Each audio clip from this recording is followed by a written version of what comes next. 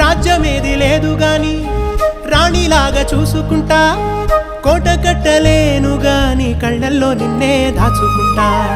రాత ఎట్లా రాసి ఉన్నా ఆ మార్చి నీతో రాసుకుంటా.